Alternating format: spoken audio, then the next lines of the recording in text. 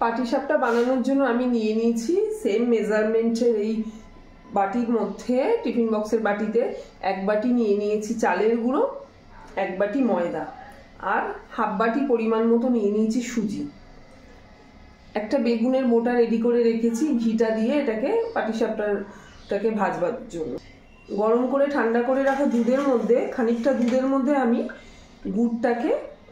পাটালি গুড়টাকে ভালোভাবে মিশিয়ে রেডি করে রেখেছি। আর যেটা নিয়েছি কিছুটা কাজু, কিছুটা কিশমিশ, আর হচ্ছে ঘি। বন্ধুরা, শীতকাল পিঠের সিজন। পিঠে আমরা কেনা খেতে ভালোবাসি, বাঙালির অতি প্রিয় একটি রেসিপি হচ্ছে পিঠে, বিভিন্ন ধরনের পিঠে। আজকে আমি যে কিচেনে চলে এসেছি, আমি যেটা তোমাদের সঙ্গে শেয়ার করে নিচ্ছি সেটা হচ্ছে পাটিসাপটা।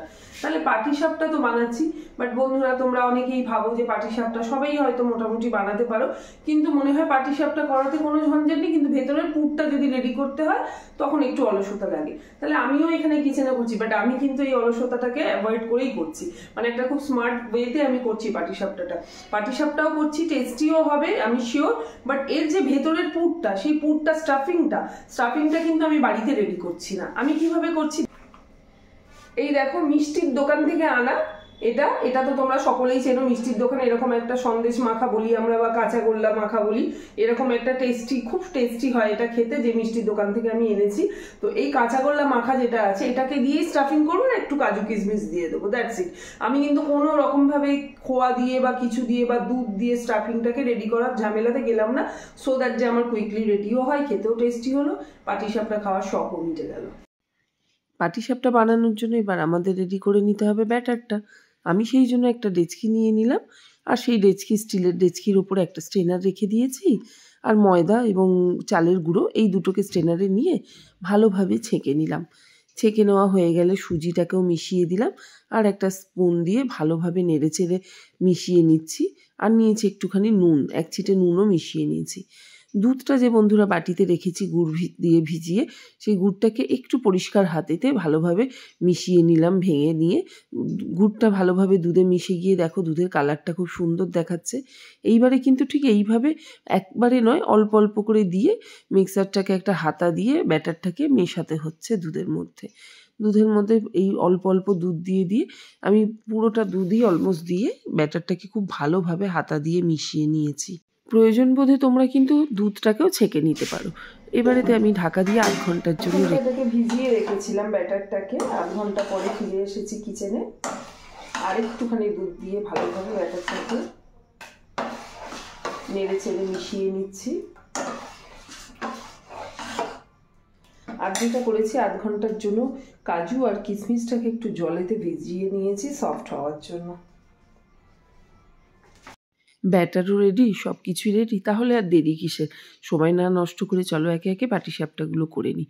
ফ্রাই প্যানটা বসিয়ে, ননস্টিকি ফ্রাই প্যানটা ভালোভাবে গরম হয়ে গেলে মোটা দিয়ে ঘিটা গলিয়ে নিয়েছি, সেই গলানো ঘিটা দুবার বুলিয়ে নিচ্ছি। দুবার বুলিয়ে নেওয়ার পর টেম্পারেচারটা চেক করে নিলাম, একটু ধোয়া ধোয়া উঠলে কমিয়ে নিচ্ছি। কমিয়ে নিয়ে এবারে কিন্তু পাটিসাপটা 1 হাতা করে, বড় হাতা নিয়েছি, দিয়ে ঠিক ডিমের অমলেট আমরা যেরকম করি খানিকটা সেরকমভাবে বলতে পারো, ব্যাটারটাকে স্প্রেড করে নিচ্ছি। স্প্রেড করা হয়ে গেলে তখন ওপরটাতে যখন হালকা হালকা দেখবো যে কিছুটা কুক হয়ে এসছে, সেই সময় এই যে কাঁচা গোলা বা সন্দেশ মাখাটা রয়েছে, অল্প পরিমাণে, বেশি না, একটু পুরে স্টাফিংয়েতে দিলাম, আর একটা করে কাজু আর একটা করে কিশমিশ দিয়ে এইবারেতে এটাকে ঠিক রোল করে, যেমন করে রোল করা হয় সেরকমভাবে ফোল্ড করে এটাকে এপিট ওপিট ভালোভাবে ভেজে হয়ে গেল আমার পাটিসাপটা। দেখো পাটিসাপটা থেকে কিন্তু খুব ভালো ফ্লেভার, গন্ধ বেরোচ্ছে গুড়ের। তো পাটিসাপটাটা রেডি হয়ে গেল, আর ঘি দেওয়ার জন্য ফ্লেভারটা আশা করছি ভালোই হবে। এইভাবে আমি তোমাদের একে একে কয়েকটা পাটিসাপটা সেম পদ্ধতিতে করে দেখিয়ে নিচ্ছি। এই পাটিসাপটা তৈরিতে আমি কতটা পরিমাণে ময়দা নিয়েছি, কতটা পরিমাণে চালের গুঁড়ো নিয়েছি, আর কি রেশিওতে সমস্ত কিছু মিশিয়েছি, কি মেজারমেন্ট, গুঁড়ি বা কতটা নিয়েছি, এইগুলো সমস্ত কিছু জানতে গেলে তোমরা অবশ্যই বন্ধুরা স্কিপ না করে পুরো ভিডিওটা অবজার্ভ করবে। এবং ভিডিওর শেষে আমি খুব সুন্দর একটা ভিউ তোমাদের সঙ্গে শেয়ার করেছি গতকাল আমার শর্ট ভিডিওতে এবং লং ভিডিওতে। আমি তোমাদের সঙ্গে গুড় যে তৈরি হয়, যেখানে ফ্যাক্টরি বলতে পারো বা অ্যারেঞ্জমেন্ট যেটা থাকে ভাটি, সেটা শেয়ার করেছি। কিন্তু গুড়টা কিভাবে তৈরি হয়, সেই সময় কি প্রসেসিং থাকে, সেটাও কিন্তু আজকে আমি শেয়ার করেছি। তাই তোমরা তোমরা কিন্তু ভিডিওটা স্কিপ না করে পুরো ভিডিওটা অবশ্যই দেখো এবং ভালো লাগলে লাইক শেয়ার কমেন্ট করো। Thank you so very much. তাহলে বন্ধুরা পাটিসাপটার রং দেখে তোমরা নিশ্চয়ই বুঝতে পারছো যে পাটিসাপটাগুলো সত্যিই খুব সুন্দর হচ্ছে, অথচ কেমন নির্ঝঞ্ঝাট দেখো। আশা করছি এইরকমভাবে তোমরা সকলেই বাড়িতে যখন তখন এই পাটিসাপটা বানাতে পারবে। আর এটা একটা হেলদি ডিশ, যেমন আমার বাড়িতে বাচ্চারা শুধু দুধ খেতে চায় না বা মিষ্টি সন্দেশ খেতে চায় না, কাজু কিশমিশ খেতে চায় না, সেক্ষেত্রে কিন্তু এইরকম একটা খাবার টিফিনেতে করে দিতে পারলে ওদের কাছে টেস্টিও হয় আর ওরা খেতেও পারে এটা খুব সুন্দরভাবে। অনেকগুলো পাটিসাপটাই পরপর করে নিচ্ছি, পদ্ধতিটা সেম। আমি আরেকবার রিপিট করে নিচ্ছি তোমাদের সঙ্গে, যে কড়াটা ফ্রাই প্যানটা যে ধোঁয়া বেরোবে গ্যাস স্লো করে দিয়ে গলানো ঘিটা বেগুনের বোটা দিয়ে ঠিক 2 বার আমি বুলিয়ে নিচ্ছি। বুলিয়ে নেওয়া হয়ে গেলে ব্যাটারটাকে দিয়ে 1 হাতা ঠিক পরিমাণে ব্যাটার নিলেই যথেষ্ট। ফ্রাই প্যানটাকে নেড়ে ছেড়ে অথবা যদি মনে হয় খুন্তি দিয়ে ভালোভাবে স্প্রেড করে নিচ্ছি। ওপরটা জাস্ট হালকা মনে হবে যে কিছুটা কুক হয়েছে, সেই মুহূর্তে কিন্তু আমি সন্দেশ মাখাটাকে দিয়ে দিচ্ছি অল্প পরিমাণে এবং একটা করে কাজু আর কিশমিশ দিয়ে দিচ্ছি স্টাফিংয়ে টেস্টি হওয়ার জন্য। দেওয়ার পর এটাকে রোল করে জাস্ট একটু উল্টে পাল্টে পাটিসাপটাটা কেমন হচ্ছে চেক করার জন্য একটু তোমাদের সঙ্গে শেয়ার করতে করতে খাচ্ছি আমি পাটিসাপটাটা। প্রথমত নরম তুলোর মতো হয়েছে বন্ধুরা। আর গুড়, এই যে গুড়টা আমি পাটালি গুড়টা ইউজ করেছি, এত ভালো এত টেস্টি পাটালি গুড়, খুব সুন্দর গন্ধ বেরোচ্ছিল। তো এখন খেয়ে দেখি যে কেমন হয়েছে।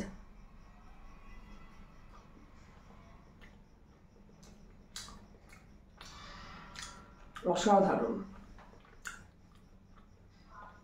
স্টাফিংয়ের ঝামেলাও রইলো না। পাটিসাপটা খেতে এত ভালোবাসি সবাই, পাটিসাপটাও বানানো হয়ে গেল আর প্রচণ্ড টেস্টি হয়েছে। শেফু বাড়িতে ফিরেছে রাত্রির ঠিক 11:30 এরকম সময়। ভেজে ভেজে গরম গরম পাটিসাপটা 3-4টে শেফুকে খাওয়ালাম। শেফুরও খেয়ে খুব ভালো লাগলো, বললো একদিন বানিয়ে দিতে বললো স্টাফেদের জন্য। রেশিওটা এই সময় একটু এক ফাঁকে আলোচনা করে নিই। প্রায় 180 গ্রামের মতো ময়দা, 180 গ্রামের মতন হচ্ছে চালের গুঁড়ো, আর তাতে দিয়েছি হাফ, তার মানে ডিভাইডেড বাই 180 গ্রামস হচ্ছে সুজি। এই রেশিওর সঙ্গে 300 গ্রাম পাটালি গুড়, সেটা হচ্ছে যে বেশ কিছুটা দুধের মধ্যে গরম দুধে ভিজিয়ে রেখেছিলাম। এবার ওটা ভালো মতো সফট ভাবে ওর মধ্যে মেল্ট হয়ে গেছে। গুড়টা তো অসাধারণ খেতে, একদম অরিজিনাল গুড়, মানে দূর দূরান্ত থেকে মেদিনীপুর থেকেও এত টেস্টি গুড় এনে আমরা খেতে পারিনি, এত ভালো গুড়। তো সেটা দিয়ে এবার এটাকে ব্যাটারটাকে রেডি করে আর স্টাফিংয়ে দিয়ে দিয়েছি সেই কি বলে ওই সন্দেশ মাখা বলতে পারো বা কাঁচাগোল্লা বলতে পারো, সেটার মধ্যে একটা করে বাদাম আর কিশমিশ, হ্যাঁ অবশ্যই ঘি দিয়ে ভাজবে। আর ফ্রাই প্যান খুব মাস্ট, একটা চাটুতে সবেতেই অনেকেই করতে পারে, বাট খুব স্মার্ট মানে খুব ভালোভাবে করার জন্য ফ্রাই প্যানটা খুব জরুরি। Nonstick fry. Hello viewers, welcome to my channel Explore Katie. এই দেখো আমাদের এখানে এই যে গুড় জাল দেওয়ার প্রসেস, এটা একদম টাটকা সকালবেলায় আমি তোমাদের সঙ্গে শেয়ার করার জন্য এসেছি এখানে। তো এখানে এই যে গুড় তৈরি হচ্ছে দেখো কিভাবে, খেজুরের রস একদম বোঝা যাচ্ছে, দেখো খেজুরের রসটা এই মুহূর্তে পাতলা রয়েছে আর এইভাবে দেখো ফেনা ফেনা কাটছে, এরকম ফেনা কাটছে, ধোঁয়াও উঠছে।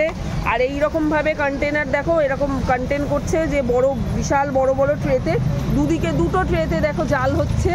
আর এখানে সব ছেলেরা বসে ওরা এই দেখো এইভাবে খড় আছে, খড় রাখা রয়েছে, সেই খড়গুলো সবাই বসে এখানে যে উনুনটা রয়েছে বড় বড় যে চুলাগুলো ভাটিগুলো জ্বলছে, সেই ভাটিগুলোতে খড় দিয়ে খড়গুলো নেড়ে ছেড়ে এইভাবে জ্বালিয়ে নিচ্ছে। ভাটিটা বিশাল বড়।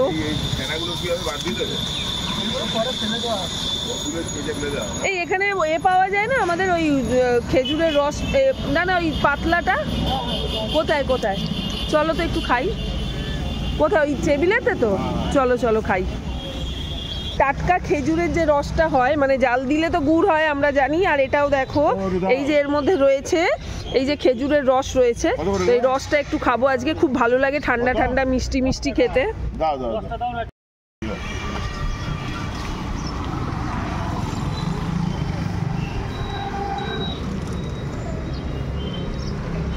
এইরকমই গাছ থেকে বেরোয় নাকি?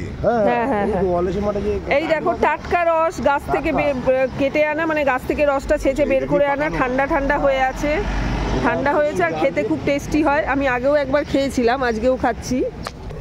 এই যে দাদা বলছেন এগুলো অরিজিনাল পুরো।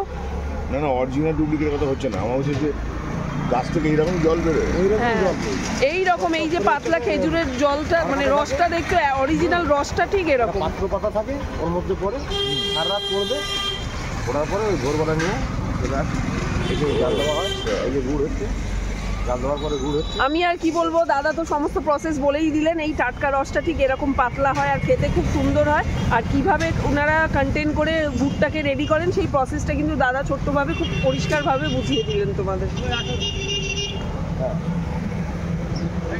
খুব সুন্দর খেতে। এই রসটাই শুনেছি বোধহয় একটু বেশি পুরনো হয়ে গেলে না কি হলে নেশা হয়, তাড়ি হয়ে যায় এরকম কিছু। ওটা তালের রস। আচ্ছা আচ্ছা, সরি, তালের রসে। হ্যাঁ, ওটা তাল গাছের রস হবে তালি। আর এই রসটা এত উপকার, খেলে প্রচন্ড পেট ঠান্ডা হয়। মানে আমার তো মনে হয় আখের রসের থেকেও বেশি খুব উপকার পেটের দিক থেকে, না? খুব উপকার। দাদাও বলছেন যে পেটের দিক থেকে, পেটের জন্য প্রচন্ড ভালো। ছেলের জন্য একটু খাওয়ানো উচিত। ওকে এনে খাওয়াবে, বয়ে নিয়ে যাবে না, জানো তো। ছেলেকেও খাওয়াবে। যাওয়া যাবে 1-2 ঘন্টা। হ্যাঁ, রাখা যাবে। এই যাওয়ার পথে নিয়ে যাবো। দাঁড়াও, আমার হয় ডাবের আজকের যুগে যা দাম। বলেছে আমি আর যাওয়ার সময় আছে তো তোমার কাছে আর? হ্যাঁ আছে। আমরা চিকেনটা কিনে নিয়ে ঠেকছি। আরে বাবা, তাহলে না বোতলটা নিয়ে আসি। তো এইবারেতে এই রসটা যত ভোর বেলায় খাওয়া যায় ততই ভালো। ঠান্ডাও আছে, পেটও ঠান্ডা। আজকের যুগে বন্ধুরা ডাবের যা দাম হয়ে গেছে, একটু শরীর খারাপ হলে বা কিছু হলে আমরা ডাব কিনতে গেলে নাজেহাল হই।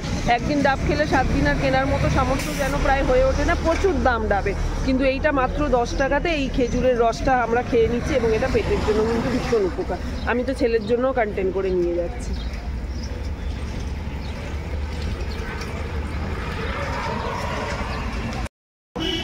তোমাদের ছোট ভাই বোনগুলোর জন্য একটু নিয়ে নিচ্ছি 2 গ্লাস আন্দাজে।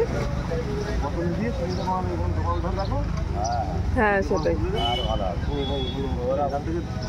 হ্যাঁ, যাওয়ার সময় নিয়ে যাও। ধরবে তো 2 বোতল, এই 2 গ্লাস ছোট বোতল রে। না, আর একটা লাগবে না তো, আমরা 4টে মানুষ। আর দিও